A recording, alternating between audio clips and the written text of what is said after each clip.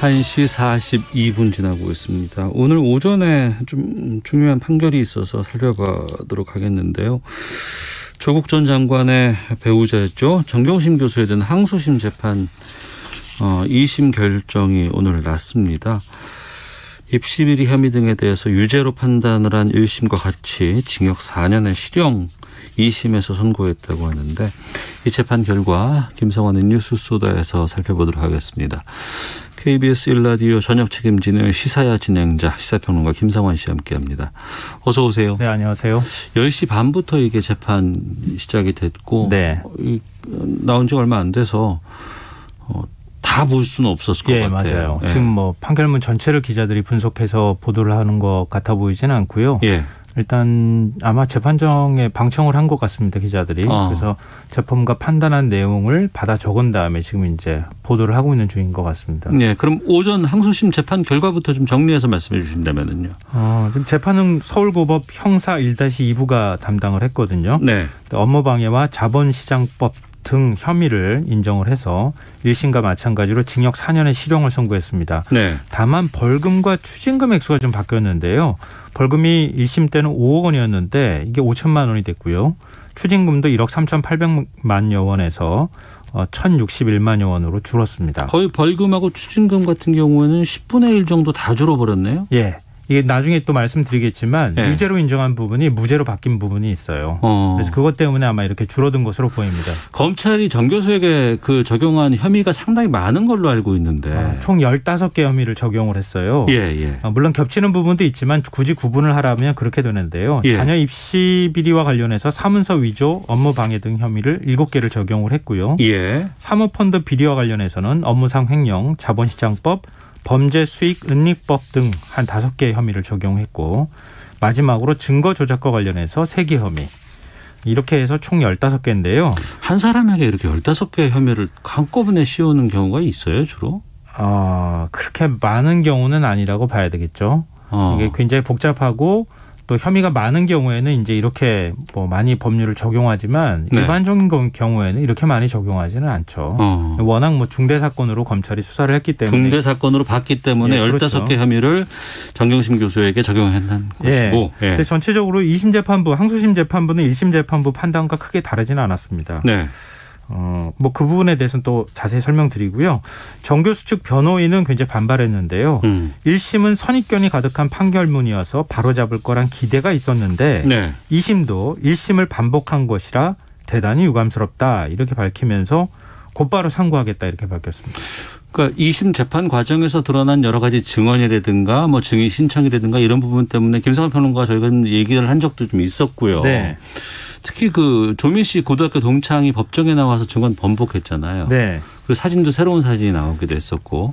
그래서 이거와 관련해서는 다른 좀 판단이 나오지 않을까 싶었는데 어떻게 나왔습니까? 이것도 사실은 유죄의 증거, 그러니까 무죄의 증거라고 봐야 되겠죠. 거꾸로. 예. 그걸로 판단하지 않았어요. 이것도 유죄 판결이 나왔습니다.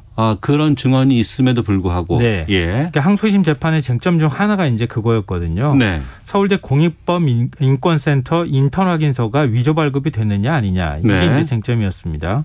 근데 그 가운데 그러니까 조민 씨가 세미나에 참석을 했다. 진짜 참석을 한 거냐 안 한 거냐 이게 네. 이제 가장 큰 관심사였는데 참석 안 하고 써졌다고 했기 때문에 이제 문제가 된 거 아니에요? 네, 그동안에 검찰은 그렇게 주장을 했었던 거죠. 예. 근데 1심하고 검찰 조사에서 조민 씨를 보지 못했다 이렇게 얘기를 했던 고교 동창이죠. 장모 씨가 법정에 나와서 세미나장을 촬영한 동영상이 있어요. 네. 영상 속 여성은 조민이 90% 맞다 이렇게 얘기를 한 겁니다. 네. 일종의 이제 그동안의 진술을 번복한 거죠. 예. 장 씨는 민희와 이야기를 나눈 기억이 없어서 지속해서 민희가 아예 오지 않았다고 내가 말했다 이렇게 얘기를 했습니다. 근데 이게 만약에 사실이라면 조민 씨는 최소한 공익인권법센터에서 주최한 세미나에 참석했던 거 아니냐. 그러면은 인턴 확인서가 완전히 허위는 아니지 않겠느냐. 예. 검찰이 그동안에 주장이 그렇게 해왔었죠. 네. 네. 검찰의 논리가 무너짐과 동시에 좀 무리하게 짜맞추기 수사를 했던 거 아니냐. 이제 이런 반론에 부딪힐 수 있는 상황이었는데 항소심 재판부의 판단은 좀 달랐던 것 같아요. 네. 왜냐하면 인턴 확인서에 인턴 활동을 15일 동안 했다고 했는데 세미나에 한번 참석했느냐 안 했느냐는 것은 15일 가운데 일부 활동일 뿐이다. 이렇게 본 측면이 있는 것 같고요. 그리고 세미나장에 있었던 교수 2명하고 서울대 법학전문대학원 재학생 등 이 세미나장에서 세미나를 참석했다고 주최하거나 했다고 하는 사람들을 얘기를 들어보면 네. 조 씨를 봤다는 사람은 없다. 뒤풀이 때 조국 교수에게 조 씨를 소개받았다. 네. 이런 얘기는 있지만 조 씨에 대해서 정확하게 기억을 하지 못하고 있다 이런 거고요. 무엇보다도 국가수가 조민 씨 사진을 제출받아가지고 네. 그 영상 속에 있는 여성과 대조하는 작업을 했다 그래요. 근데 조민 씨인지 아닌지 확인 불가능하다. 네. 이런 판단을 내렸다고 합니다. 그러니까 재판부가 종합적인 여러 정황 증거를 판단했을 때 네.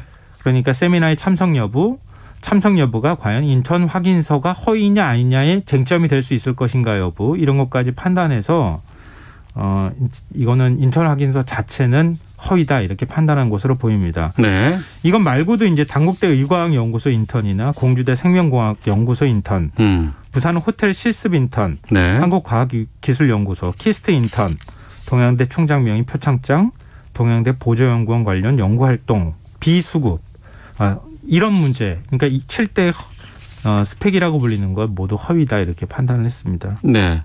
그 추징금하고 벌금이 달라진 건 어떤 이유였습니까? 이게 사모펀드와 관련되는 문제예요. 예. 이건 이제 돈이 오가는 문제이기 때문에 추징금 벌금과 관련이 돼 있는 거죠. 네. 혐의 5개 가운데 1심에서 3개에 대해 일부 유죄 판결을 내린 겁니다. 근데 이 가운데 1개는 차명 계좌를 이용해서 입출금했다는 것이고 나머지 2개는 미공개 정보를 이용해 주식 투자했다 이런 겁니다. 네. 근데 이 미공개 정보를 이용해서 주식 투자했다는 게 아마 많이 들어보셨겠지만 2차 전지업체 WFM 관련 미공개 주식 투자 혐의입니다. 그러니까 2018년 정 교수가 오촌 조카 조범동 씨죠. 조범동 씨로부터 군산 공장 가동 정보를 받아서 WFM 주식 12만 주를 매수해 이익을 남겼다. 이게 이제 핵심인 겁니다. 네. 근데 정 교수는 주식 10만 주를 매수하고도 숨기려고 허위 계약서를 작성을 해서 범죄 수익을 인닉했다. 이게 의혹의 핵심이었습니다. 이 가운데 10만 주라는 혐의에 대해서 1심에서는 유죄 판단을 내렸거든요. 네. 그런데 2심 재판부는 미공개 정보를 알고 투자한 것이라고 볼 수 없다. 그러면서 무죄 판결을 내렸어요. 네. 그러니까 무죄 판결을 내리면서 미공개 정보를 통해서 얻은 이익이나 이런 것들이 벌금 추징금 액수에서 빠지면서 지금 액수가 대폭 줄어들게 된 겁니다. 그러면 이제 검찰과 이제 변호인 간에 여러 가지 이제 공방이 있었을 것이고 1심에서 났던 것들에 대해서 다시 또 이제 검토가 이루어졌을 텐데 이번에 그럼 어떤 결과를 좀 나왔다고 보세요? 지금 이제 혐의를 제가 쭉 말씀드렸잖아요. 이 외에 이제 증거인멸 부분이 또 남아있긴 하지만 네. 입시 비리에 대해서는 지금 전부 유죄가 나온 거잖아요. 입시 비리에 대해서는 다 유죄가 나왔다. 예. 사모펀드에 대해서는 앞서 제가 말씀드렸던 것처럼 유죄 판결이 나온 게 거의 없어요. 검찰이 혐의 적용을 한 것도 별로 없고요. 예. 그러니까 1, 2심 재판부는 입시 비리 부분에 대해서만 단죄를 했다. 이렇게 말해도 과언이 아니라는 거예요. 네. 여기서 잠깐 조국 수사가 한창이던 2019년 10월로 한번 돌아가 보면 어떨까 싶은데요. 10월 24일 한 신문의 제목입니다. 네. 검찰 정경심 사모펀드 실소유주 의혹 추가 횡령 수사에 탄력. 당시 기사 내용을 제가 말씀드리면요. 검찰은 사모펀드 의혹을 조 전 장관 일가가 불법 주가 조작 세력에 거액을 투자한 사건으로 규정했다. 네. 검찰은 정 교수는 청와대 민정수석이란 고위직 공무원의 배우자임에도 불구하고 무자본 인수합병 세력에 거액의 자본을 투자했고 불법 행위에 가담해 이익을 거둔 뒤 이를 은폐했다고 보고 있다. 그러니까 조국 수사의 핵심은 정 교수가 사모펀드와 또 운영사의 실질적인 운영 주체다. 네네. 실소유주 의혹이다. 이렇게 했는데요. 제가 지금 재판 결과 말씀드렸잖아요. 이 실소유주 의혹은 사라져버렸어요. 네. 검찰도 이 혐의에 대해서 적용하지 않았고요. 정 교수가 코링커피 의사결정에 관여했다고 하는 증거도 확인하지 못했고요. 지난 6월 30일 대법원이 조범동 씨 관련 혐의는 인정하면서도 정경심 교수와의 공모관계는 인정하지 않았습니다. 네. 그러니까 조국 일가의 입시 비리는 항소심 재판 결과로 계속 앞으로 비난받을 가능성이 굉장히 높죠. 항소심까지는 다 그 유죄가 났으니까. 예. 근데 사모펀드와 관련해서 봤을 때에는 검찰이 언론에 지나치게 피의 사실을 공표하면서 수사를 몰아갔던 측면이 없지 않다. 그리고 무리한 수사를 했다. 이 부분에 대해서도 역시 비난을 피하기 어렵다. 이게 제 생각입니다. 네. 정경심 교수의 2심 재판이었습니다. 오늘 결과가 나온 것은요. 지금 조국 전 장관에 대한 재판도 지금 진행되고 있는데 네. 이번 재판이 거기에 미칠 영향도 좀 있지 않을까요? 연결고리가 좀 있어요. 예. 정경심 교수 혐의와 연결되는 부분이 크게 두 가지인데요. 하나가 앞서 제가 말씀드렸던 것처럼 서울대 공익인권법센터 네. 허위 인턴 증명서 발급 부분이에요.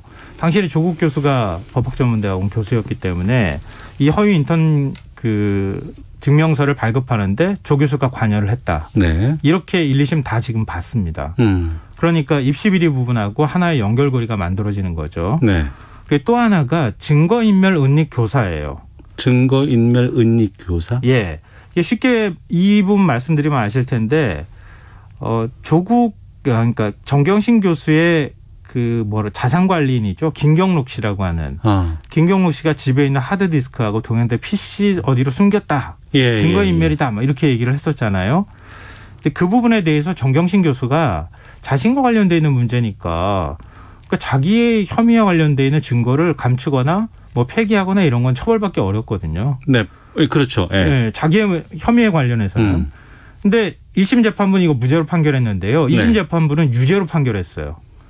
그러니까 다른 사람을 시켜서 증거를 은닉하고 없애려고 한 거, 숨기려고 했다. 네. 근데 조국 교수가 정경심 교수, 김경록 씨 증언도 그렇지만 집에 와서 PC 하드디스크 떼는데 아내를 도와줘서 고맙다. 이렇게 얘기를 했다는 거 아니에요?